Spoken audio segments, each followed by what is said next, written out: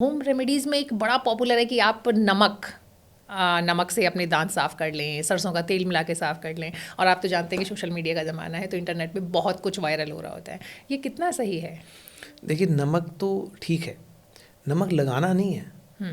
नमक को गुनगुने पानी में डाल के चुटकी भर नमक को कुल्ले करने हैं। तो ये अच्छा है, होम रेमेडी है, और मैं कहता हूँ ये सबसे अच्छा माउथ वॉश है। ओके। आप रेगुलर माउथ वॉश ना करके इसको अगर रेगुलर अपनाएं तो इससे क्या होगा, रिंसिंग करने से जो दांतों के बीच में जो गंदगी फंसी हुई वो निकल जाएगी। इसे गम्स हील करेंगे, बिकॉज इसका एस्ट्रिंजेंट एक्शन होता है, गम्स को टाइट करता है नमक। तो ये बुरा नहीं है। होम रेमेडीज़ ऐसी हैं जो हम यूज़ कर सकते हैं। लौंग का तेल है, वो हर किसी के घर में मिलता है, वो यूज़ कर सकते हैं आप। नॉर्मली दर्द के लिए इस्तेमाल किया जाता दर्द है। के लिए यूज़ करते हैं उसको। तो ये सब चीज़ें हम यूज़ कर सकते हैं, इसका कोई बुराई नहीं है इसको यूज़ करने में। ये तो बहुत अच्छी बात है कि आप खुद डॉक्टर हैं और उसके बाद आप बता रहे हैं कि घर में कुछ चीज़ों का इस्तेमाल। कुछ और चीज़ें ऐसी हैं जिनका कि यूज़ कर सकते हैं? बहुत सारी चीज़ें होती हैं। तो लौंग तो सबके घर में मिलता है, तो मेजरली तो लौंग का बहुत ज़्यादा यूज़ है।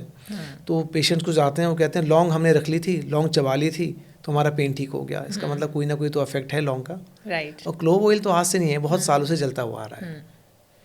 ठीक है। तो ये तो आपने बताया, लेकिन एक और चीज़ है जो कि हमारे यहाँ सदियों से इस्तेमाल होती थी, वो थे दातुन।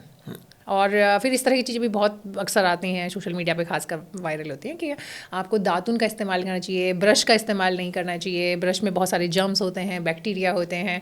तो ये भी एक अपने आप में बड़ी इंपॉर्टेंट चीज़ है कि क्या दातुन का इस्तेमाल करना ब्रश के मुकाबले बेहतर है?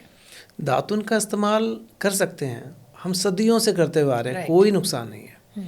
दातुन क्या है, नीम के अंदर होते हैं एंटीबैक्टीरियल। बिल्कुल। उसका यूज़ करने से हमारा जो बैक्टीरिया है माउथ में वो रिड्यूस होता है। तो कोई बुराई नहीं है, अगर वो अंदर चला भी जाता है तो उससे भी कोई नुकसान नहीं है। तो जब हमारे पास ब्रश का इजाद नहीं हुआ था, पहले जो हमारे पूर्वज थे वो यही यूज़ करते थे, वो दातुन का यूज़ करते थे। और दातुन का यूज़ आज भी बुरा नहीं है, आज भी आप कर सकते हैं अगर आप उसको सिस्टमेटिक और राइट तरीके से करें। राइट। और अगर ब्रश की बात करें तो ब्रश को लेकर के बड़ी बातें होती हैं कि इसमें बहुत सारे बैक्टीरिया जमा हो जाते हैं। कई लोग कहते हैं कि रात को उसे कवर करके रखना चाहिए, क्योंकि रात में कई बार आपके बाथरूम में कुछ कीड़े होते हैं जो घूम जाते हैं, या एक दूसरे से दो ब्रश अगर किसी ने रखे हैं साथ में, दो लोगों ने, तो वो भी आपस में एक दूसरे टच करते हैं, तो वहाँ से भी उनके वायरस जो भी बैक्टीरिया वगैरह उसमें होते हैं तो उनका ट्रांसफ़र होने का चांस होता है। ये कितना सही है? ब्रश बहुत इंपॉर्टेंट है। अगर आप ब्रश की राइट टेक्निक और सेफेस्ट मोड में अगर आप करेंगे तो ब्रश ही एक ऐसी चीज़ है जो आपको कैविटीज़ नहीं होने देगा, आपका ओरल हाइजीन मेंटेन रखेगा। आपने पूछा कि ब्रश कैसे करना है, कहाँ रखना है, कितना सेफ़ है। ब्रश को कवर करके रख सकते हैं, कोई बुराई नहीं है, अच्छी बात है। हम ज़्यादातर ब्रश को रखते हैं टॉयलेट में, और हम टॉयलेट का यूज़ करते हैं। तो टॉयलेट का जब यूज़ करते हैं तो वो फ्यूम्स पूरे टॉयलेट के अंदर जाते हैं, तो उससे चांसेस ऑफ मतलब बैक्टीरिया और फैलने का और जर्म्स का फैलने का, और वो टूथब्रश के ऊपर रुक सकता है, वो नुकसान है। इसलिए कवर करके रखेंगे तो बेहतर रहेगा। और एक इंसान, आपने कहा कि 2 टूथब्रश एक साथ रखे हैं, रखने से कोई बुराई नहीं है, रख लीजिए, अच्छे से साफ़ करिए। आप टूथपेस्ट करते हैं, टूथपेस्ट लगा के टूथब्रश कर रहे हैं आप, उसके बाद उसको अच्छे से क्लीन करिए, सोप से क्लीन करिए, ठीक है, कोई बुराई नहीं है। एक साथ रखने से कोई बुराई नहीं है। ऐसा नहीं है कि एक दूसरे से कोई ट्रांसमिशन ऑफ कोई डिसीज़ हो जाएगा, ऐसा कुछ नहीं है। राइट। और कितने महीने में बदल देना चाहिए ब्रश? अब इसके बारे में बात करेंगे। अब टूथब्रश एक ऐसी चीज़ है, एक ऐसा टूल है जो मैंने बताया ना कि सब चीज़ को अगर आप अच्छे से टूथब्रश करें तो बहुत सारी चीज़ों से आप निजात पाएंगे। पहली चीज़, टूथब्रश हमें दिन में 2 बार करना है, 2 मिनट करना है। और जब वो टूथब्रश के जो ब्रिसल्स होते हैं वो जब टेढ़े मेढ़े हो जाए ना और स्ट्रेट डायरेक्शन में ना रहें, इसका मतलब टाइम आ गया उसको फेंकने का।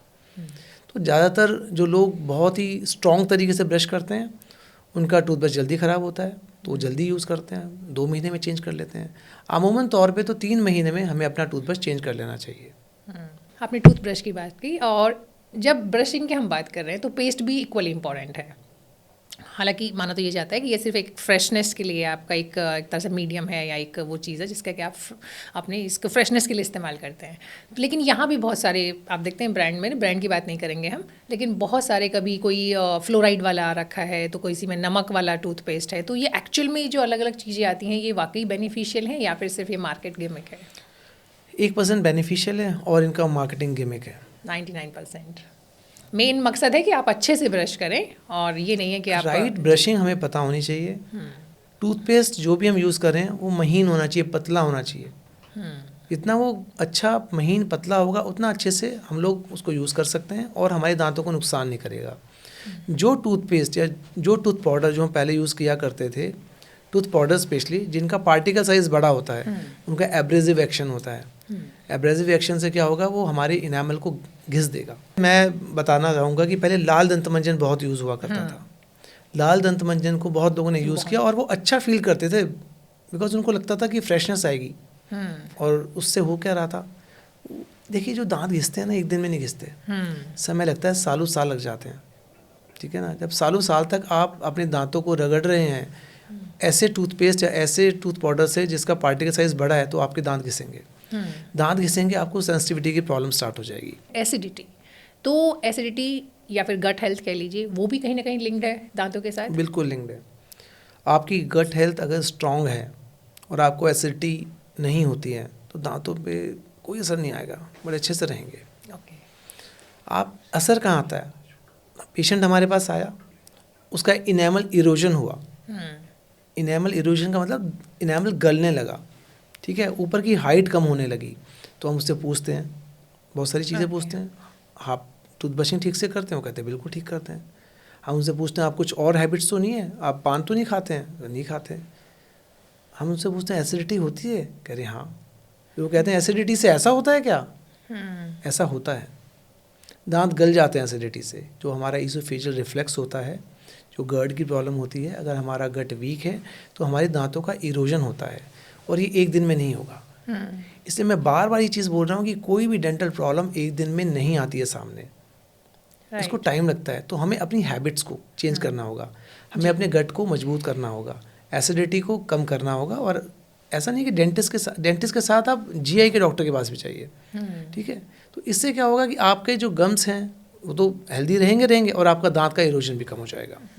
तो ये दोनों रिलेटेड हैं काफ़ी।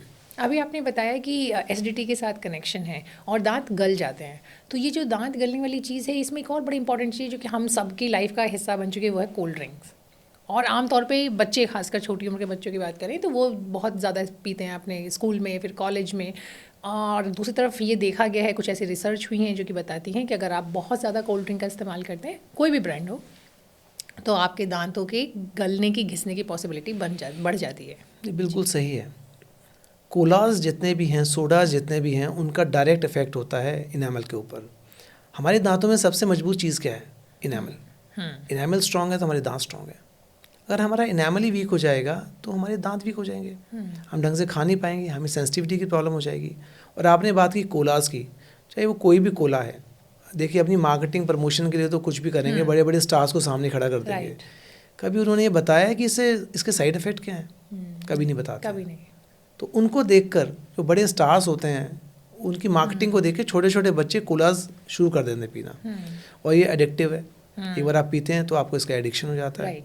इसको छुड़ाना बड़ा मुश्किल हो जाता है, पर इसके साइड इफ़ेक्ट्स बहुत ज़्यादा हैं। अगर आप रेगुलर तौर पे कोला या सोडा का सेवन करेंगे तो आपके दांत गलेंगे, बिल्कुल गलेंगे, और ये बहुत डेंजरस है। आपको मैं बताता हूँ, एक मेरे पेशेंट हैं, इसका जिक्र मैंने पहले भी किया है। वो अमेरिका में रहते हैं, ठीक है। वो मेरे पास आए, उनको बहुत सेंसिटिविटी थी। उन्होंने कहा कुछ करिए डॉक्टर साहब। तो मैंने कहा ठीक है, हम देखते हैं, आपके दांतों को देखते हैं। जब वो लड़की मेरे पास आई तो दांतों का इनेमल इरोजन बहुत ज़्यादा था। उनसे पूछा गया कि क्या ऐसा कर रहे हो? तो उन्होंने कहा कि हमारे यहाँ पर फ्री में सोडा मिलता है, यूनिवर्सिटी में कोल्ड ड्रिंक फ्री में मिलती हैं। तो सुबह से लेकर शाम तक वो 4-5 ग्लास कोल्ड ड्रिंक के पीते थे, और उसने इतना डेंजरस इफेक्ट किया कि उनके दांत सारे गल गए। तो आप देखिए कि इतना डेंजरस है ये।